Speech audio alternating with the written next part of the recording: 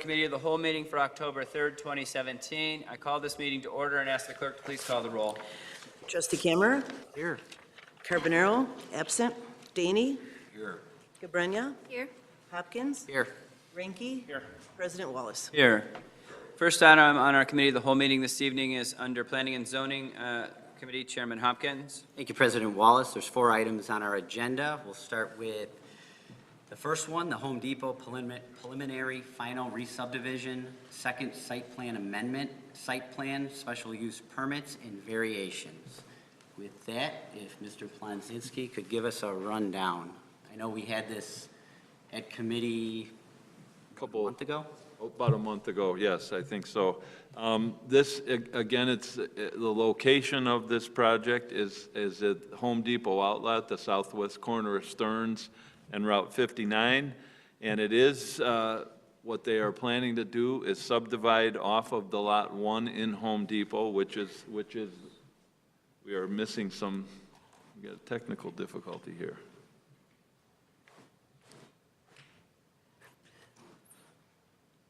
But it's in your packet, and I don't know why the screen went out. Hold on a second. I see it. Here it is. I got it. Yeah, got it. Sorry, that was my technical difficulty. You got to turn it on, Jim. Operator error. Got to press a button. Operator error.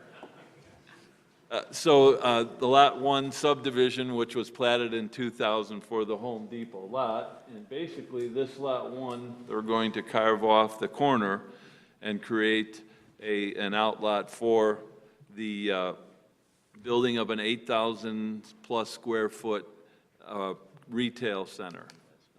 With that, there's also some variations for reducing the parking in the existing Home Depot subdivision lot from 450 to 395.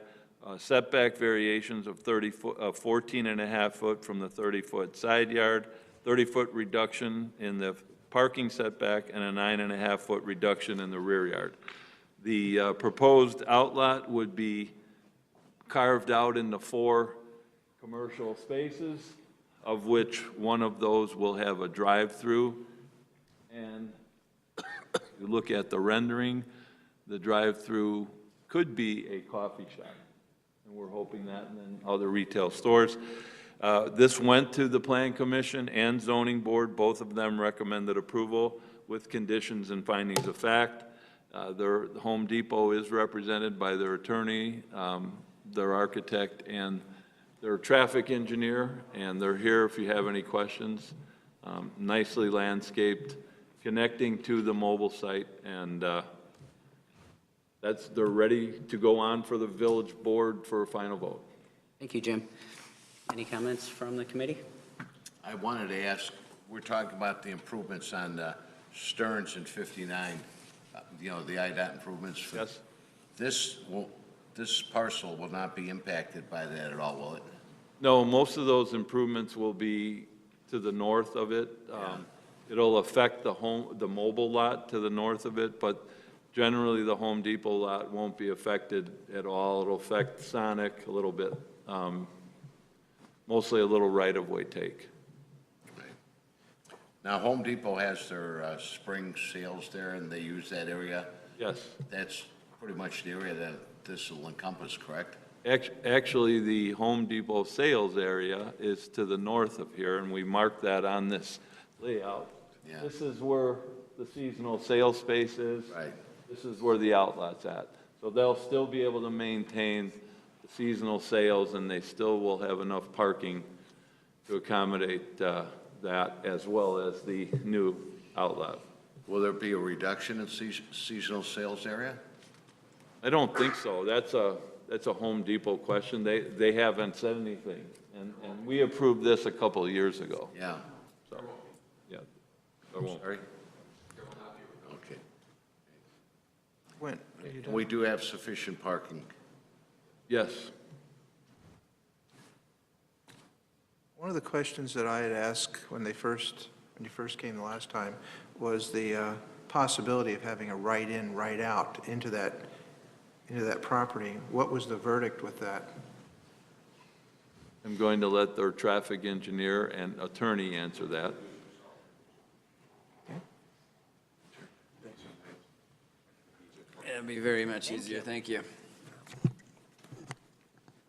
Hi, good evening. My name is Lynn Means. I'm a senior transportation engineer with Gewalt Hamilton, 625 Sedge Drive in Vernon Hills, Illinois.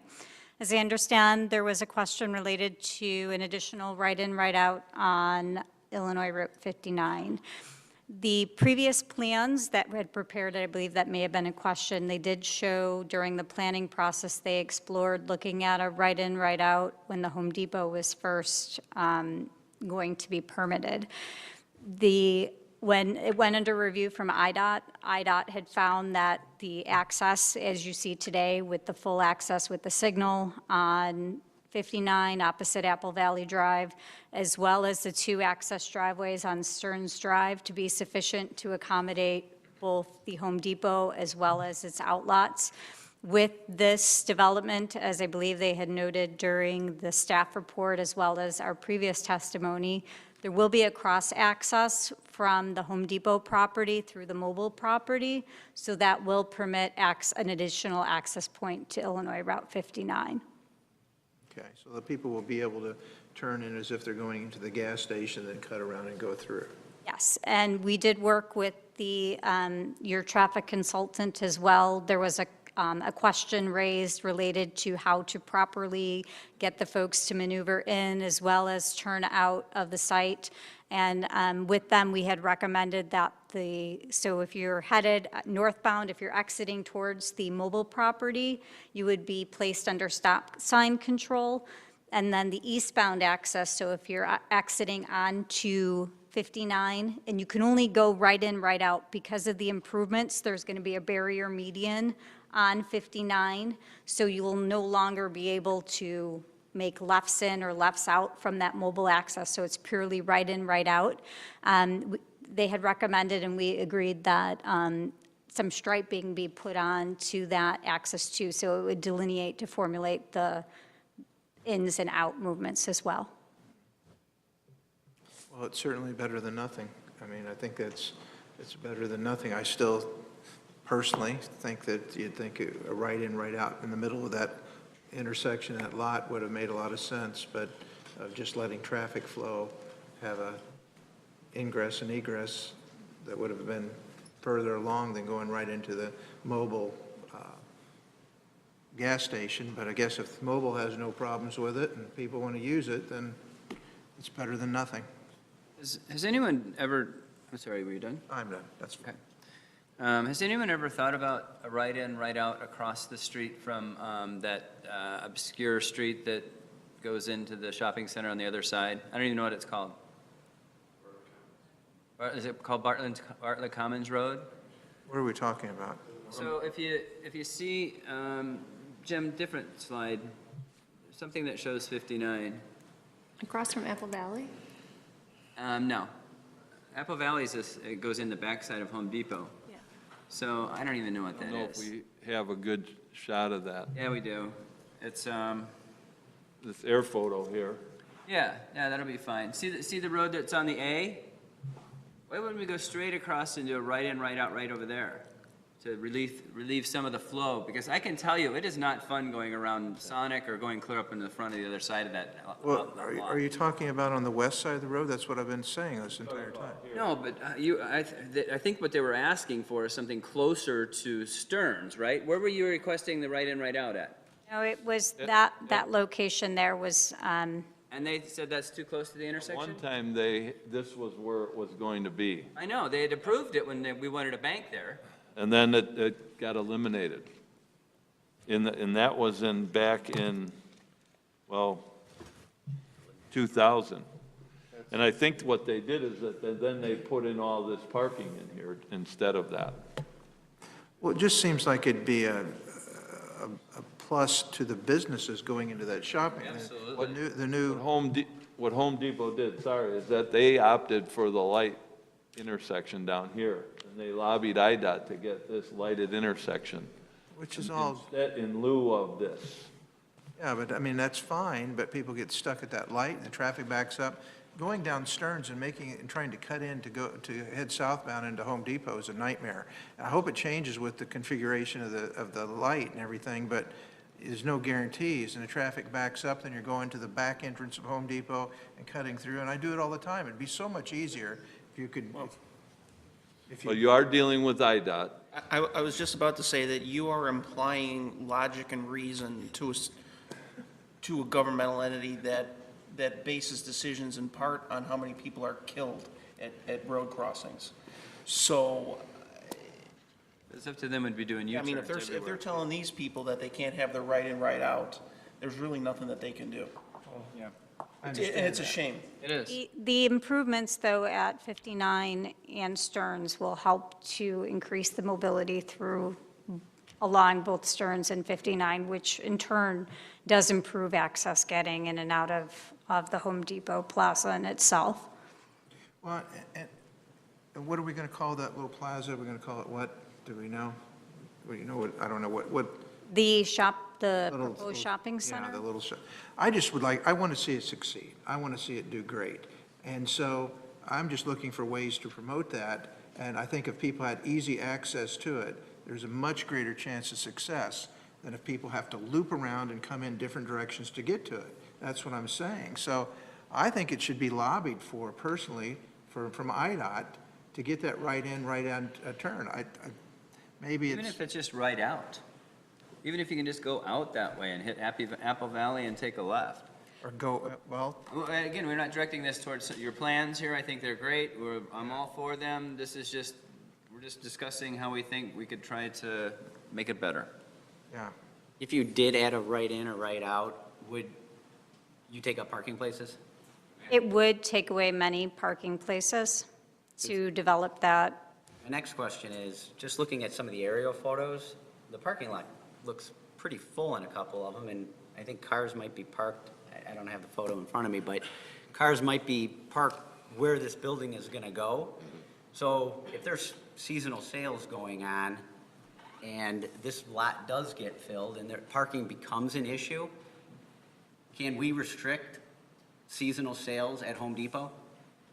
Well, we granted them a special use for that, and I think if it became a problem, and again, it's a legal question, I don't know, I'd have to go back and visit the special use, but certainly we could approach that with Home Depot and say, maybe you make it smaller.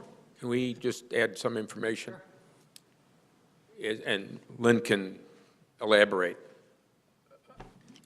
She did some of her counts at a time when there were seasonal sales to determine not only how many spaces were filled, but where they were utilizing the spaces.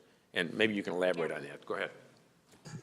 Yeah, we had the benefit of counting in May of this year, which is historically Home Depot's busiest sales month of the year. The seasonal area, as I mentioned, was occupied, as well as some additional areas beyond it had some storage located within it. We surveyed the parking lot during that time frame and found there to be currently, right now, there's just over 500 parking spaces serving it.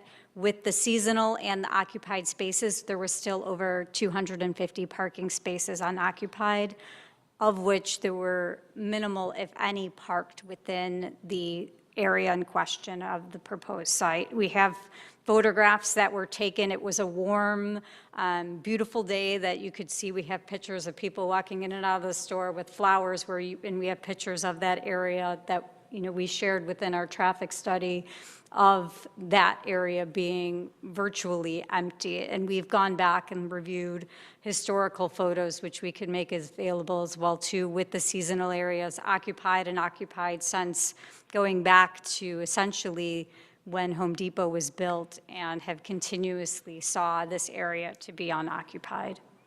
We're going to have cars driving through the gas station there, aren't we? They'll have that ability to drive through the gas station. They will. They will. Yeah. That's what we had talked about before. And I'm also in agreement with some of the other comments that were made here about the right. And that's our most dangerous intersection in this village. So you can understand why, we're concerned about this.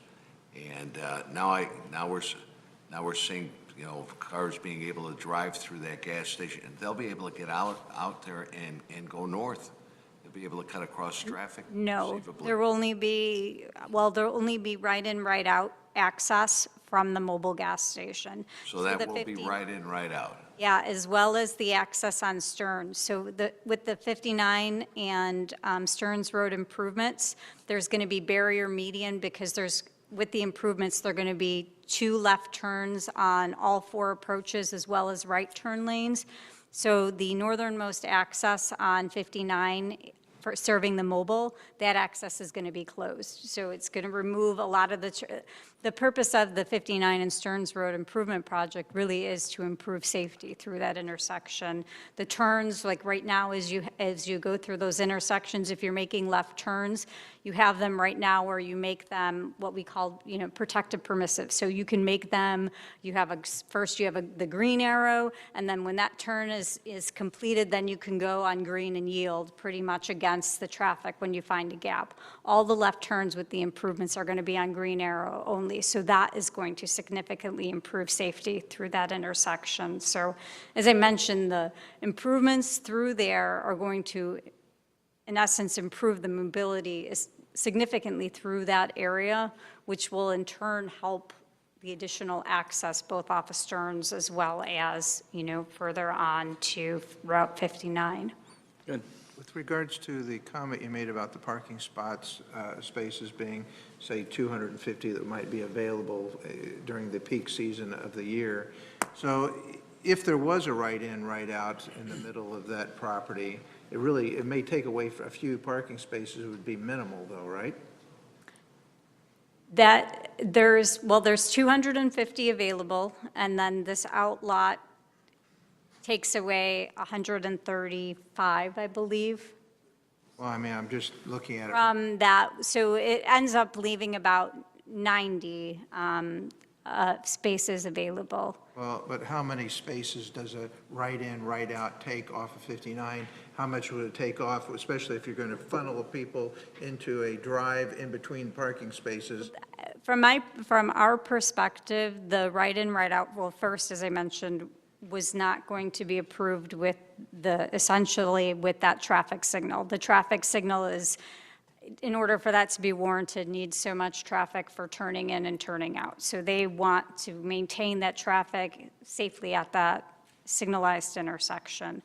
Related to coming in and out off of the adjacent street with a potential coffee shop type use, a lot of that traffic isn't new traffic added to the area. It's all traffic that's our studies have shown over 70% of that's already on the adjacent street. And most of it is right in, right out only. So you already have some traffic that, say, is traveling eastbound on, Stearns in the morning.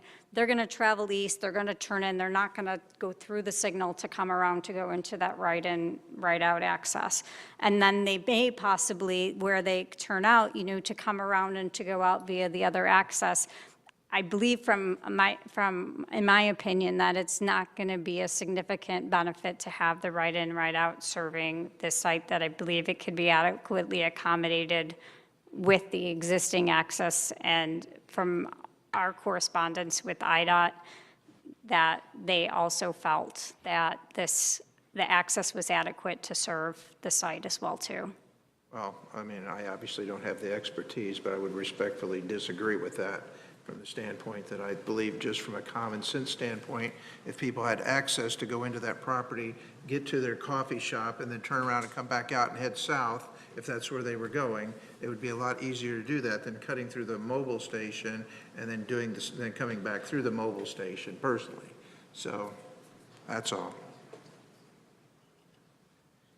So, Mr. Mraz, would we have the right to restrict seasonal sales if parking did become an issue?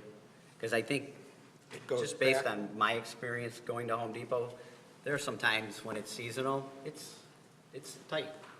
And then I would have to review the ordinance that granted the special use for the seasonal storage, and I don't believe that there was the ability to do that. But I couldn't say that without certainty. It wouldn't be their special use, it would be the original special use permit for that seasonal storage when it was granted, and we shrunk some of their lot. They made an application and the board approved it. There were restrictions on size and what could be there, but I think it's more approach Home Depot if it becomes a problem, and if they felt it was a problem, they're not going to want to hurt their business that way. But legally, could we do something? I would say probably not, but without reviewing it, I can't say that with certainty, so I will take a look at that. It's We would be- a private lot for a private business. It's parking for the majority of their own sales. It will be, in my thought process, it would be self-limiting. If they don't have enough room for their patrons to park, Absolutely. they won't do well. I don't think that's something that we have control or should desire to have control over. That would be my, I agree. I would have to disagree with that, because if there does become traffic chaos over there, we need options, and that's traffic, that's different from parking. It's on a private property, too. I mean, I don't see why we would impose. they're subdividing their lot to create value out of it, and they could be creating a bigger headache down the road for residents that live here and people shopping there. So, I'm sorry. no, go ahead. So I was initially very critical because, I do development work, and then you're always trying to cut down on parking spaces because they're expensive and land intensive, and I understand that, so I'm very critical of parking. I'm also spent a lot of time at Home Depot because I live right across the street. Probably too much time at Home Depot, but I did take the opportunity to kind of sit there and imagine, okay, so we're going to have the Lot 2, we're going to have the outdoor seasonal spaces, and what I think, and I'm not a traffic expert, but I think it'll pull the parking further south. Yep. You don't see a lot of people, you see a lot of contractors, lots of pickup trucks there now. I think I'll probably end up parking more over to that area, or I'll go deeper, which is actually, shallower towards 59. So I think there's a rebalancing, but I think your point is very well taken, that, it is self-limiting. It's like the mall across the street. I remember, when there was one restaurant there's tons of parking, but now that there's 3 or 4, there's no parking. So We can provide staff with historical figures that go back every year, Yeah. that are going to show you that we don't believe that they're going to be short when they have their seasonal sales. People, when I go to Home Depot, I pull as close to the door as I can. I think everybody does that. And we just, we think where they park may shift, but we don't see a situation where we're going to be short parking. But my point being that there will be a sort of a natural rebalancing, and that this will work. I support this. I think, it has some issues, but I do support this. Absolutely. So we'll forward this on to the village board for a vote. Yeah, that's next step. Absolutely. We'll try to get through as quickly as we can. We'll come back. Thank you. Thank you for being here. Thank you. The next item on our agenda is 802 East Devon Avenue addition. They're requesting a special use permit to disturb a wetlands and a reduction in the required number of parking spots. The request went before the zoning board on September 7th. They recommended approval. The plan commission on September 14th. They also recommended approval. Do you have anything to add, Mr. Plonzinski? That's pretty straightforward. This is, as you know, the old Main Steel site, and it's gotten the Class 7B incentive. The developer is using that incentive to help improve the site and create 4 spaces for additional industrial users. Any questions from the committee? Nope. No. Get that thing voted on. Yeah. We'll forward this on to the village board for a vote. Thank you. Thank you. Just a comment about that one. We had a discussion on this one where we were trying to run it, put it through as quickly as possible. This might have been a good one to have on board tonight. Issues raised about traffic and truck traffic and noise from the residents around there. Why don't you give the opportunity if you wanted to? All right. They were short of parking, and so we made them do a land bank agreement, and they just came up with that more recently, so it really wasn't ready to deal with that issue. Okay. And send it on at the time. Yep. Mr. President, may I ask a question? And maybe to staff, wetlands, how do we determine what is appropriate and what is our role in approving permit to disturb a wetland? They have a wetland in the corner, and they have to go to the Army Corps of Engineers to get it, to mitigate it, because that's their intention. And then our special use kind of adds that condition that they satisfy the Corps before they can do anything. Thank you. Yep. Yes, thank you. All right, our next item is a zoning update, zoning ordinance update for chapters 13, 9, and 2. With that, I will turn this over to Jim. This is, again, our, this had come to you some time ago, and we got around to getting it back to you, which is the administrative review of the site plan. And this went through, as you recall, this is the current process for site plan reviews, and the flow chart's probably the easiest way to show it. This is how it is currently. When we do it administratively, it drops down to basically these 4 steps. So projects like the Get Fresh that we saw earlier, that would fall under that. A few of the other industrial buildings, staff would review them. It would be more of a building permit application. We'd still continue to invite the fire district to comment, the police department, public works, engineering. They meet all the tenets of the zoning ordinance, and it will go, instead of coming to you for approval, it will go to the building department for approval after staff reviews. So that's the amendment. It includes not only the site plan, it includes the PUD plans and those types of things. So it's a business-friendly, quicker process for the real straightforward site plans like Cookie cutters. example, yes, like Get Fresh and Cookie Cutters. And that's gone for the zoning board. They recommended approval, and it's here prior to going on to the village board for final vote. I like the idea of this. I think it's going to speed up the process for development in Bartlett, and I know a lot of other communities do it. So, and I think they've had success with it because they haven't changed it. So, is there a way to keep us in the loop about some of these projects that you guys?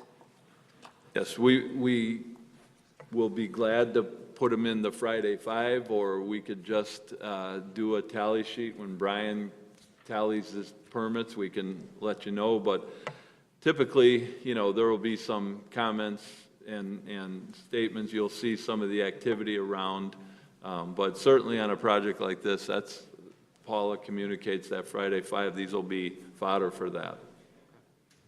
And there's no way a special use can go through this process, correct? No, because that special use is a statutory public hearing requirement before the Plan Commission with the public notice. Or variation Variations for too, the yes. ZBA, and it encourages developers to avoid those things and try and get their plan. Right, which Get Fresh did. Once they found out that if they did the site plan, that's where they acquired that extra little portion of land and eliminated the variance. Any other questions from the committee? Good work. Forward this on to the board for a vote. Thank you. The next item we have is a zoning ordinance update for chapters 3 and 5. And this, again, this is a full chapter that was following in the format that we had before, where we reduced the written language into the tabular form. This is our office research zoning district, and I think it was reduced from 15 or 16 pages down to, 4 or 5.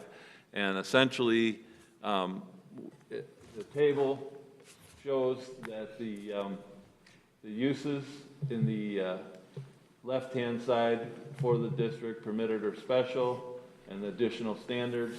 And on the right, the table is the bulk standards in the ordinance. It's easily understandable, and staff did a good job of condensing this into into this tabular form. The zoning board did review it and approve it at their September 7th meeting. Again, on to the board for final vote. Any comments? I don't see a wedding chapel in there. This is the office research district. Places of assembly are handled in this, so that wedding chapel would be a place of assembly. I will speak no more. Or will I? Oh, boy. All right, we'll forward this on to the village board for a vote.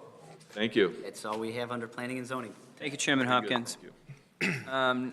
Final item this evening under our committee of the whole meeting and our Public Works Committee, Chairman Reinke. Thank you, Mr. President. Tonight on Public Works, we have the waste hauler proposal review. Let's talk trash. So I would like to know which one of you is going to walk us through each and multiple every color- option and sub-option, or perhaps we could break it down by refuse, recycling, and then brush. So maybe if we take each one in turn, that'll help eliminate or at least reduce the confusion. Sure. What you have before you tonight is results from an RFP, which we discussed at Committee of the Whole on May 16th. We had a pre-RFP meeting mandatory on August 23rd. The RFPs were due on September 21st. This is to help, we have a 5-year term ending contract on December 31st. We had 3 submittals. They were submitted by Lakeshore, Advanced, and Groot. And one of the keynotes in the memo before you is that Groot purchased up Republic's routes. So essentially, Groot is our current waste hauler at this moment. I'll give you the recommendation first, and then we can go step by step. The recommendation before you tonight is really our status quo program, which is a 1-day pickup. And that for the base rate would be $18.90. That was submitted by Groot Industries. Currently, residents are paying $23.72. So that would come to a savings of $57.84. In that cost includes electrical, electronics, e-recycling, unlimited e-recycling for all residents, and that's included in that cost. Also, one of the proposals that we're recommending the board consider for a brush collection is a $2.50 sticker for bundled brush. What that would do is take away from the brush collection in-house and hand it over to the waste hauler. One of the other features in this contract, which the board was rightfully so wanted us to put in there, was to get rid of the branded bags. No more branded bags. There would be generic bags, which would include a sticker. And that sticker would be $2.50. And I can certainly answer any questions that you may have, or if you want me to go through the tables in depth. Okay. Well, why don't we forego looking, reviewing the tables in depth? So you're reviewing page, I'm going to refer to the table.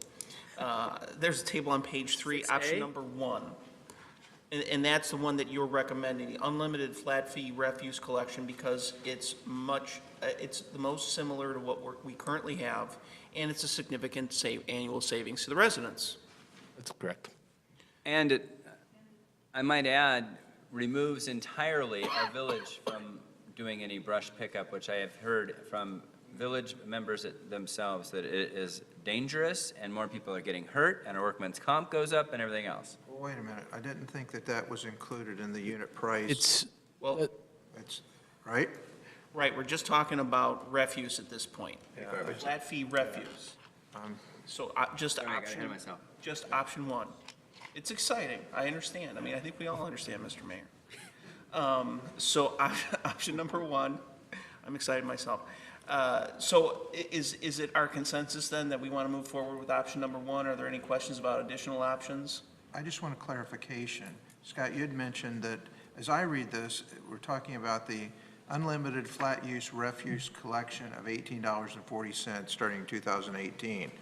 But then, if I understand the chart further on, where was it at? Where it, I'll find it in a second. Are you looking at the e-recycling or the brush? Yeah, the e-recycling, where it said it was going to cost an extra 50 cents, there we go, 50 cents per month. Wouldn't that be added to the 1840? That would be. That is part of the recommendation that we're giving as a staff for you to consider for the next board meeting. So it would be 1840 would be the Plus. base price of refuse plus 50 cents for per resident, bringing it up to 1890. Yeah, so I think what you had implied earlier was that everything was included for $18.40. Excuse me, I just want $18.90. 90 cents. That's what I wanted to clarify. It's not much, but I want us to be straight on the record. Absolutely. And then the brush collection would be a sticker program that the waste hauler would take over and we would drop in-house. Which we'll talk about in a minute, right? Because I have some issues with that, but. Okay, so let's move on and let's talk about alternative 1A, 1B, which are the e-recycling collection. There's an unlimited and a pay-by-use. Well, there's a 1C too, but, and which one of these is the staff recommending? The unlimited? Yeah, unlimited. That's correct. Okay, for 50 cents per month. Correct. That seems like that would be very convenient for those of us who still have to eliminate tube TVs from our homes. Two of them. I mean, do we think the residents are really going to get their money's worth? I mean, once we get rid of all of these old TVs, what are we getting rid of? We do get a lot of phone calls. Sure. In the main office, and Computers, printers, telephones. getting rid of, sorry. Getting rid of e-recycling is becoming more and more difficult on our residents. We're having to push them out of town. 50 cents, it's nothing. $6 a year. Oh, yeah. Okay. All right. I used to think it was a cool gotcha when I used to give a tube TV to somebody and they were so excited. It just saved me like 80 bucks. All right, and then, so finally, well, let's talk about brush collection. Alternative 2A and 2B. You're recommending 2B, which is the weekly brush collection based on a sticker. That's correct. Okay. Sticker prices are getting pretty steep. Yes, I have some pretty big issues with that. How many times do you use it a year? Well, not only do you use it, but the confines of what they've described here is that the brush has to be in a 4-foot section, no heavier than 50 pounds, tied on both ends, for one thing, for them to pick it up, is the definition of what they've stated. And secondly, if in my neighborhood where there's a lot of wooded lots, people can put out brush 3 feet high by 20 feet long, and for them to bundle that all up and stick stickers on it, I think it's going to be a real inconvenience to a lot of the residents. So I wouldn't be in favor of the stickers at all, personally.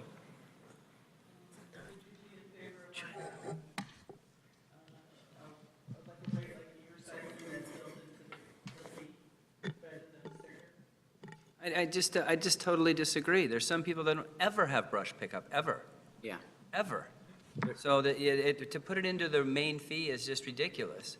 Go ahead. I was just going to add, the one benefit, right now, you've got only twice a month, where now you'll have it every week, you can put it out, so they can break up how they're trimming their trees or bush, whatever they're trimming, they can put out You a could put little up bit each week. 200 pounds of brush in a month. But not when you start looking at the hidden cost of that. If you put out, every time you put out 10 bundles, you're looking at 25 bucks to put out your bundles of brush. Right. Well, I think that's a hidden cost to the resident. It's a hidden cost if you charge every resident a fee for pickup when some of them never, ever have anything picked up. Well, people have to have something when they do their No, they don't. bushes or their shrubs or their trees in their yard. Half of my neighborhood, the people that do their lawns take it. Yeah, I would have to agree with that. So those same yards that have the big trees also have lots of leaves, presumably.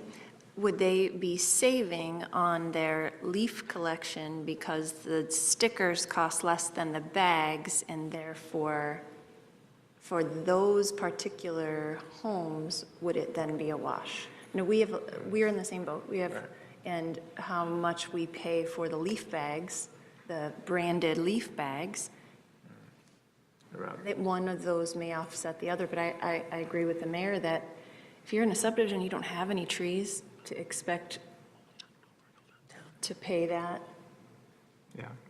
doesn't seem fair. Can we try to negotiate that price down a little bit, or? Go ahead. We have the potential to do that. Okay. Well, one of the things that struck me, and I think I mentioned this before, it's not really a criticism, but it seems like Public Works really has struggled with this job. You know, the village is large, you have a limited staff, it's labor intensive, and sometimes that twice a month, in fact, often that twice a month is not twice a month. I mean, my brush does not get picked up twice a month, you know. Sometimes it sits out there a little while. Maybe it's maybe it's personal, I don't think it's personal, but, you know, so I. It is. You know, I've heard. Yeah, I think I think I've heard that.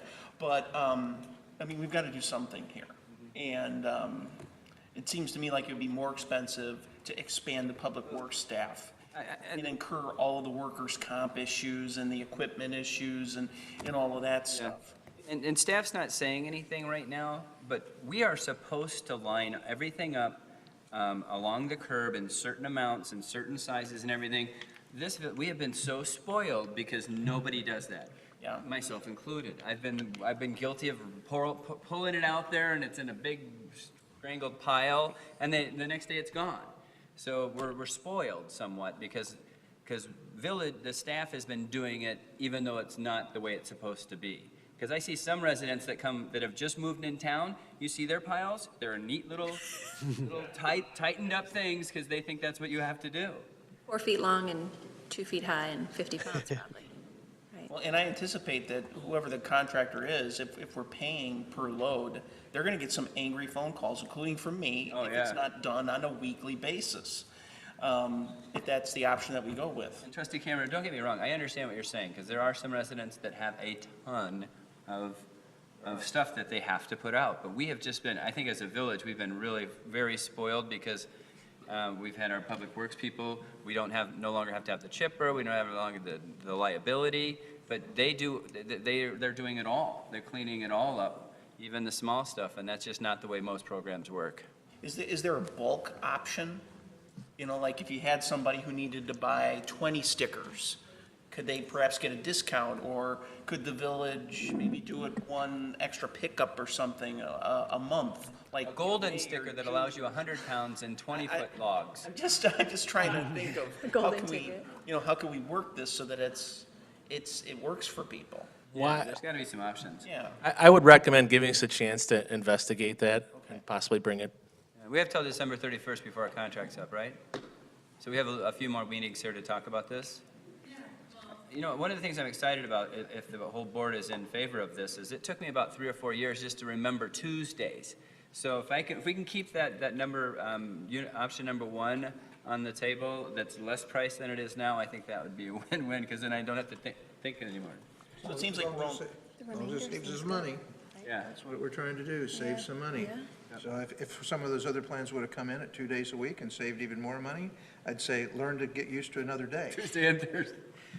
Okay. so it sounds like we're in agreement on refuse and e-recycling, and we're just going to look at some details on brush and then come back to another committee, or are we going to bring this before the board? I would like to bring it to the board. I'm a little nervous about the timing. So if we can have an option for brush collection that we can provide to you at the board level. And will the vote be separate with each thing? No, I don't think I want. Because depending on what we come up. Could have an option for no brush. We could have an option for a revised brush price. And then the board can decide just, We're seasoned legislators. I think we can handle the option A, option B thing. Does this option exclude us from getting recycling royalties? Yes, we took that out of it. We We probably nego- went about 14 straight months of seeing $0 return on the recycle sharing revenue. Eliminating the recycle sharing brought down that base cost for the residents. And that was information given to us by all the vendors that would bid on that. Can we negotiate that back in? Tell them the price is the same. Quite worth having. We didn't get that much revenue from it. It was so volatile in that it was keyed to the markets for recycling that it wasn't something that we relied upon.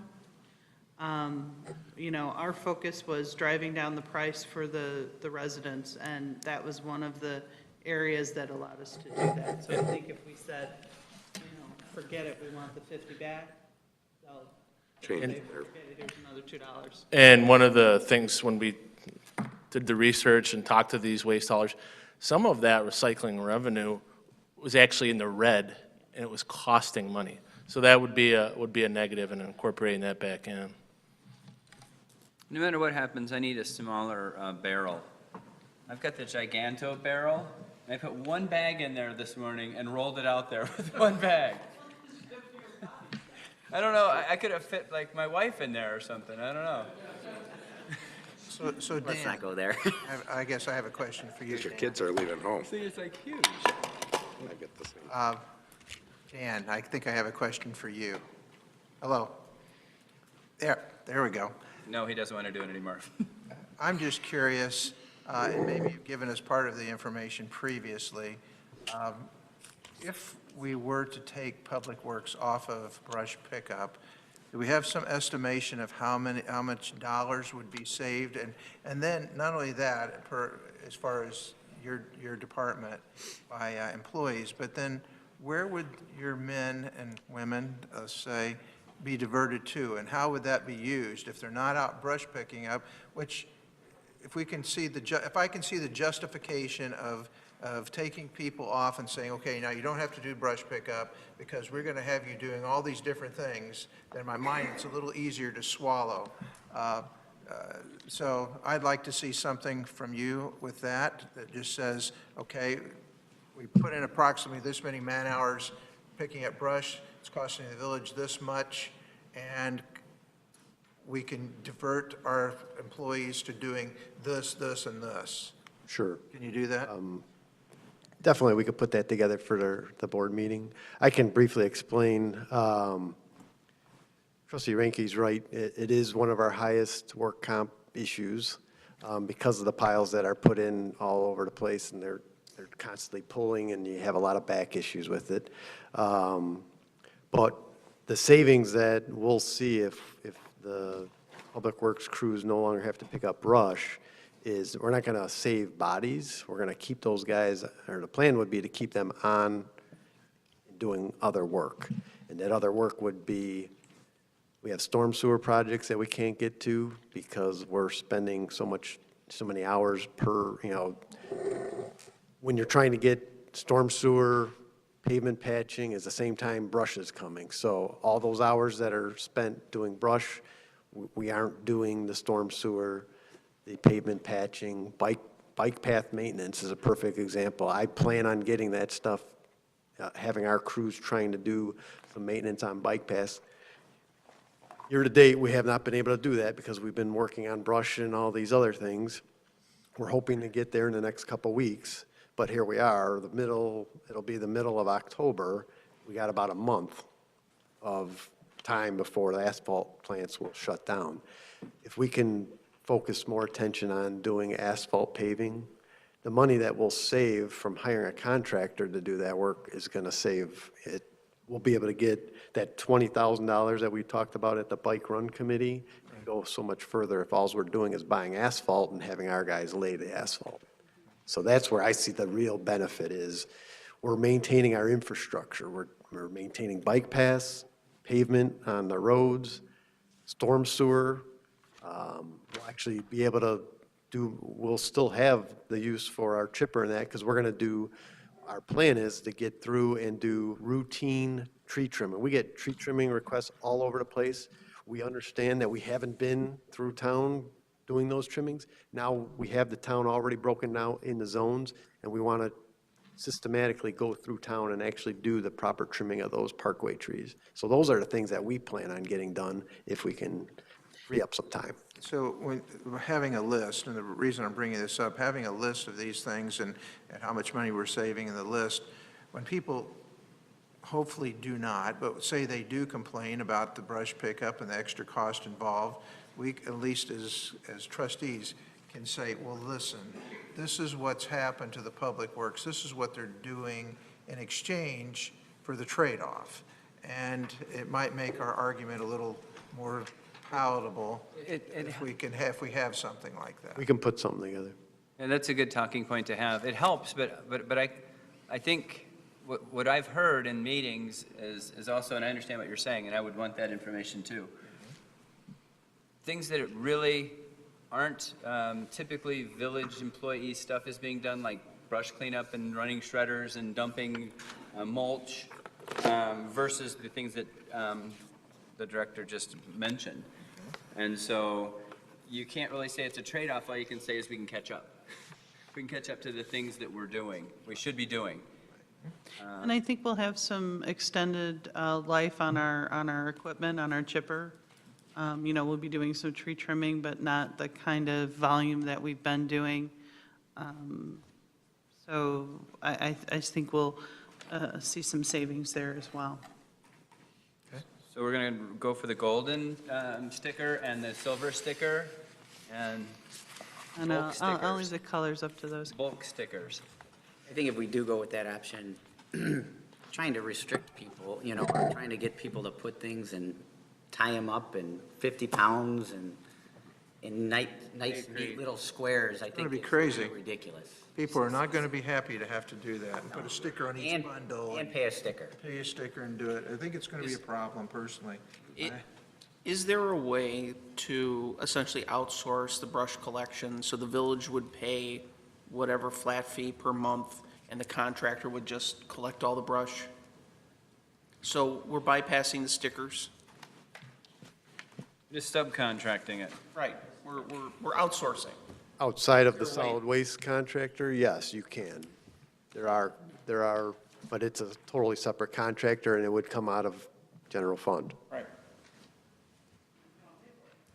I think it's worth looking into, and to see other communities that use these services, do they restrict them? Do they make them tie up both ends and put it in a nice, neat little package? Yes. Yeah, it's You standard. guys are, I'll use the mayor's word, spoiled in my community. Look, we bundle, and they're much smaller, and if you don't, they leave them. I mean, it's a good service to have, But it is, you know, the contractor will hold you to certain rules, and we can set those parameters. see if you can talk whoever the brush pickup place is to the helter-skelter mode, where it's a sticker for no matter what's out there, just got to clean it up. Don't care which way it's facing, you just got to get rid of it. Yeah, we can see if they can move on those. We can also, Dan can include in his memo the cost of what it would be to outsource it completely and what we would take out of the general fund to pay for it. So that you get a sense of what the value of that service is compared to the $250 for the sticker.